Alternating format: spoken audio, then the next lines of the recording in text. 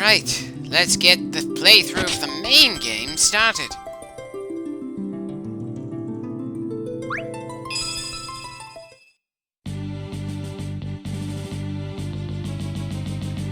Okay, we're starting off following a fleet of airships. Nice to see we aren't starting off as a lone wanderer. And there's our main character for the game, Cecile. He's certainly more distinct than everyone else on this ship. And apparently, the more important characters in this version of the game get personal portraits.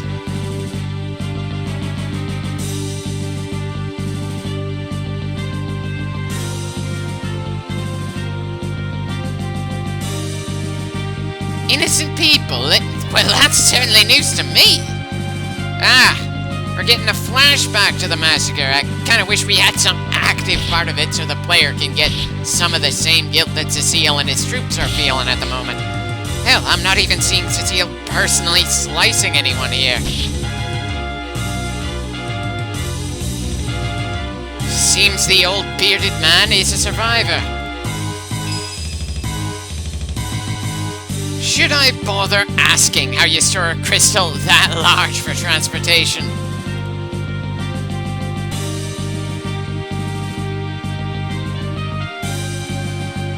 Well, it's kind of hard to avoid harming people when your king wants to go to war.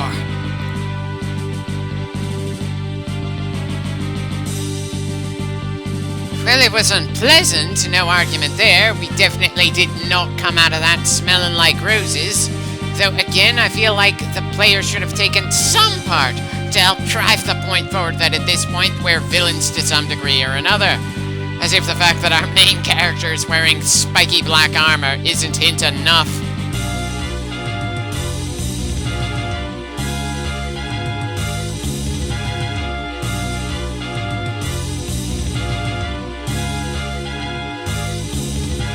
I don't suppose you can be more specific what kind of monsters we're dealing with here, can you?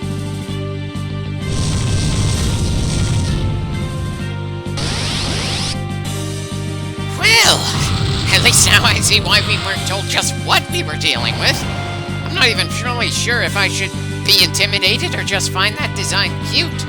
All I know for sure at this point is that the only thing I can control at the moment is the speed of the text boxes.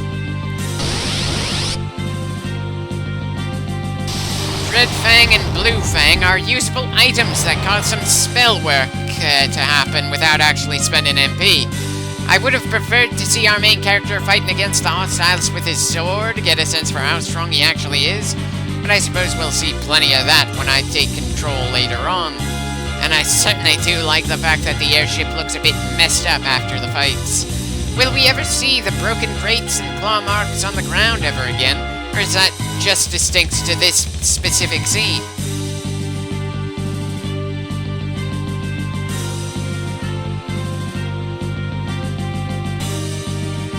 Well, wherever we were, it certainly took quite a while for us to fly back home. I somehow doubt it's ever going to take that long to travel in this game outside of the cutscenes.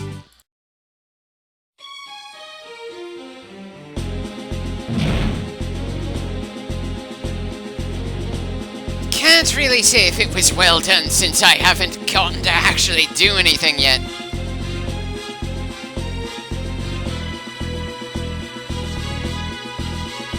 Well, why shouldn't he feel pity if they weren't able to fight back? If they were at least worthy opponents, maybe his conscience wouldn't be saying we shouldn't have gone there in the first place.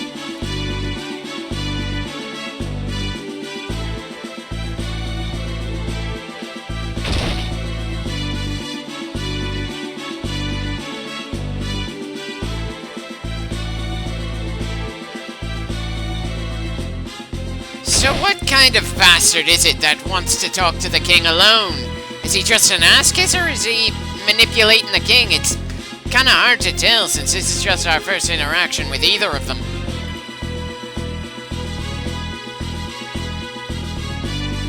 Considering we spent a big chunk of Final Fantasy I restoring crystals, the one here probably have some major world-supporting power. Probably not something that's meant to be controlled by a single person.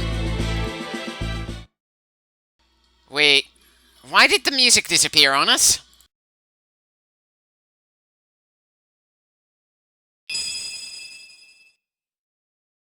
The crystal looks significantly smaller now.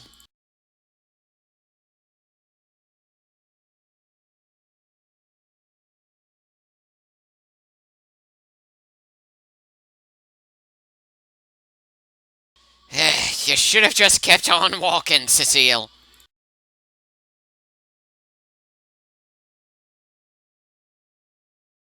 His intentions are to conquer the entire planet!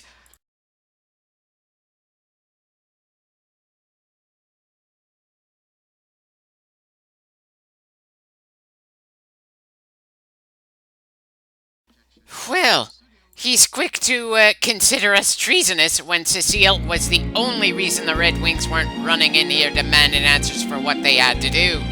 At least his response wasn't arresting us, just a very prompt demotion and sending us on what I assume is going to be an absolutely crappy job.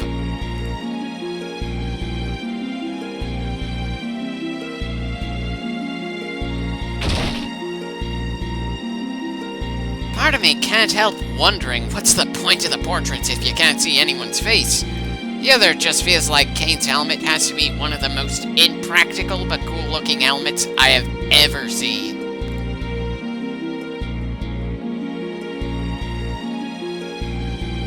Can you really say it's sharing his fate if you're not removing Kane from any form of command position on top of this job?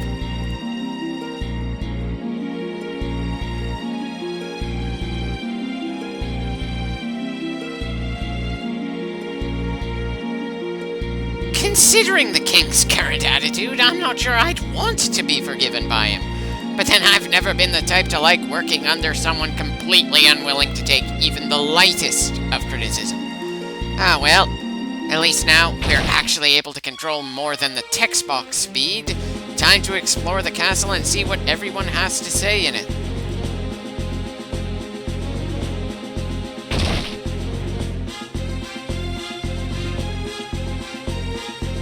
Could you please tell us about these rumors, or do we have to ask around the rest of the castle and nearby town to get more detail?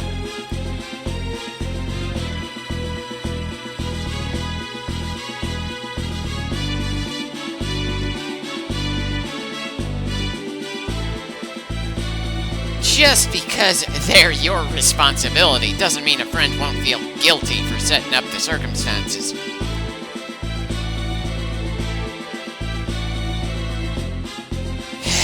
Just because the King has reasons doesn't mean we absolutely have to agree with them. And the fact that he considers even the slightest bit of hesitation or loyalty to friends instead of him as a personal insult just screams future villain.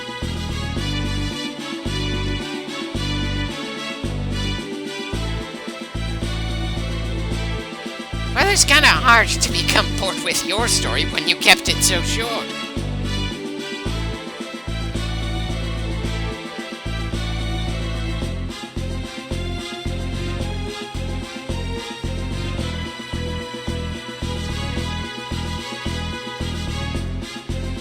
Excuse me for not wanting to take a rest just yet, not when we've only just gotten the freedom to move around and speak to whoever we want.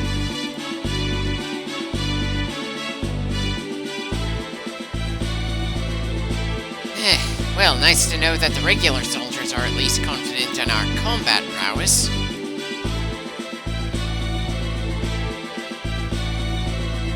Kind of hard for me to trust him, considering that so far our only interaction with him involved him just punishing us. Sure, people saying that it's strange for him to behave like this is potentially interesting, but everything I've seen and heard from him just screams power-hungry tyrant. He just hasn't done all that much to make things unpleasant for the people living in his kingdom just yet. I'm sure that will happen later on in the story. This game has a number of hidden switches and hidden paths, and I'm sure that as the game goes on, I'm more and more likely to use a walkthrough map to get from place to place. I did plenty of that in the first Final Fantasy after all, and since this isn't the Pixel remaster, we don't have a helpful in-game map to work with. apparently some sections of the castle are blocked off for now. I'm sure later in the game they're going to become more accessible. As a side note, it feels a bit awkward that we have fantasy soldiers with old-fashioned style armor and some guys in overalls in the same location. I know it's just a quick and easy way to sell the idea the overall guys are engineers, but still, this castle does not look like a place that's even gone through the Industrial Revolution yet. That could happen in the near future, especially if the country wants to mass-produce their airships, but those clothes look more unfitting in this setting than the fantasy armor that Cecile and Kane wear, and that armor just looks impractical.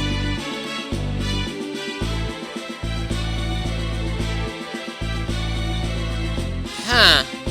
So apparently magic needs laboratories in this world? I'm sorry to say you forgot to include the actual magic power in that magical spell there, sir.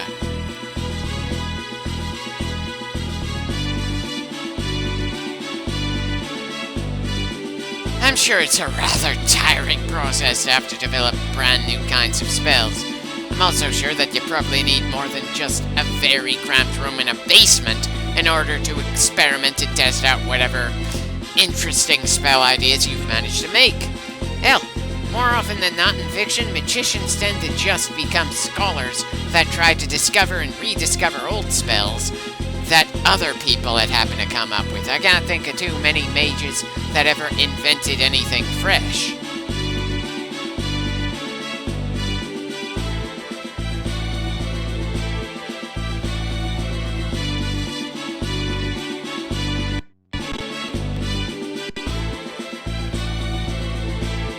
Well, I hope you have enough MP to be able to actually use the higher level healing spells.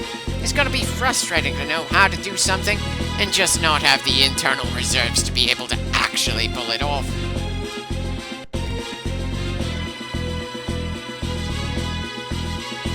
And here's Rosa, the white mage of this game and Cecile's designated love interest.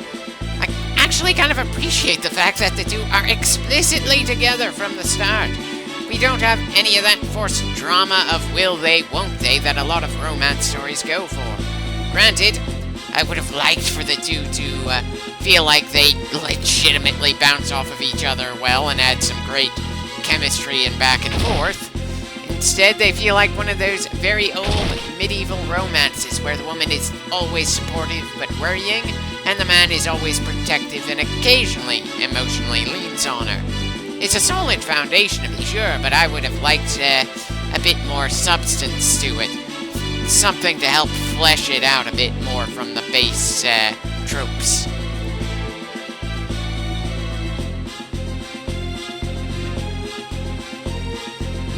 Sorry, lady, that's not our call. We're not even allowed to question why the king wants the crystals of elemental power, much less ask if there's any point where we might be able to return it from the place we took it from.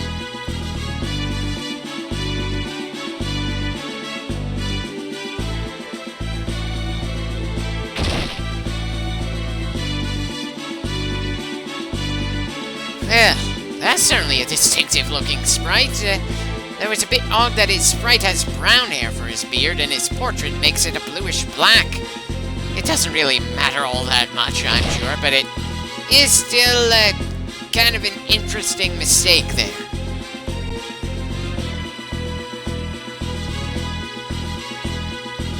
Ooh, our story is just getting started, so I'm sure she's gonna have a lot more to worry about before we're done.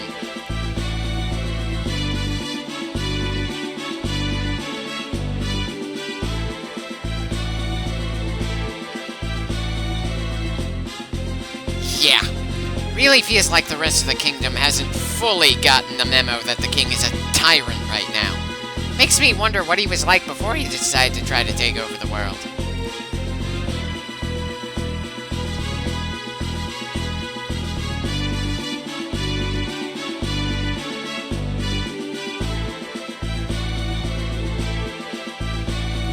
Well, we'll see what we can do in terms of making it short.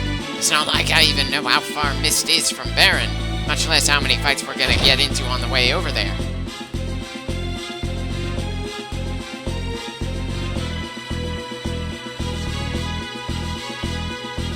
should I ask why he's sleep-talking about Cecile here? Okay, so the translators decided to just throw away the idea of these guys drinking their sorrows away. But at the very least, I find it odd that there are 3 people at the table, but only 1 glass. I can understand sharing the same bottle, but not the same glass. Though I suppose if you're willing to trust someone to watch your back on the battlefield, you're pretty willing to go far with them in general.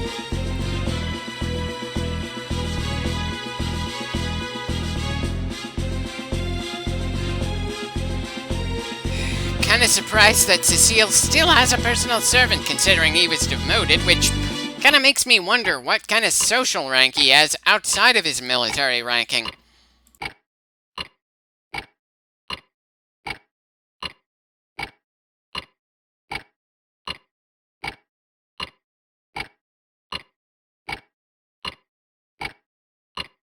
If he raised you and Kane from childhood, then I'd think you'd be more against how he's changed. Because I certainly didn't see anything chivalrous from the man in the 1 meeting we've had with him so far.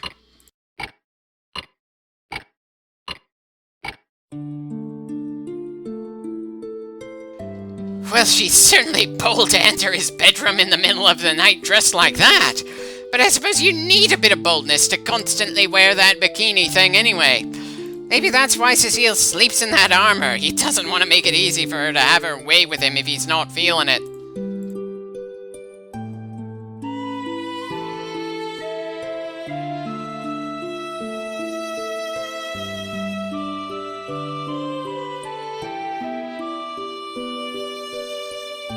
I'll take your word for how horrible it was. We didn't really see anything especially explicit in that flashback showing the attack. Sure, it was a bad guy villainous action, but it wasn't war crime-esque to me.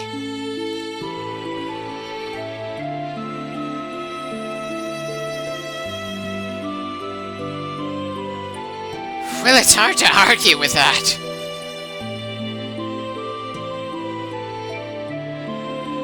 Well, how would you prefer, he whimpered? It's not like it's all that feasible this early on for him to overthrow the king.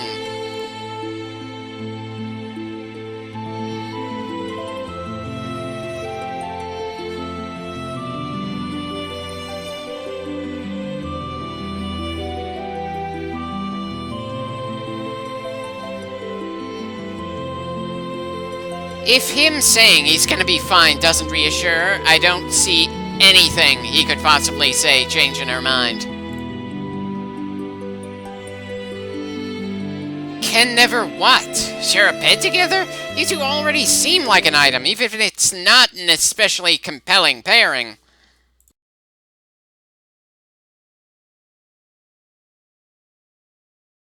I suppose that real combat will have to wait for the next clip.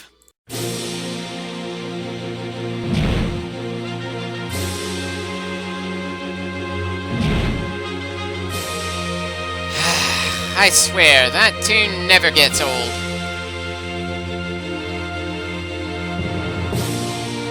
Well, that's certainly an epic-looking castle in the picture there. If only it felt that majestic when we were actually wandering around it.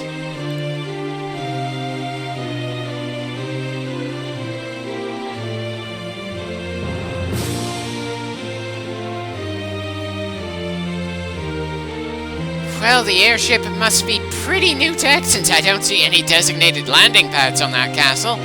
And for a place that's militarized, it seems pretty pleasant aside from a bit of an asshole king. But I suppose we're just getting started. There's plenty of time for the game to do something to make Baron come across as an evil, conquering power.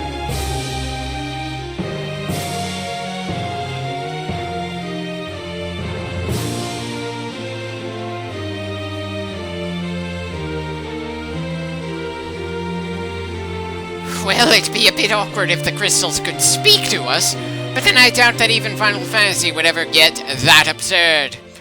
Anyway, that'll do it for this first clip. See you next time.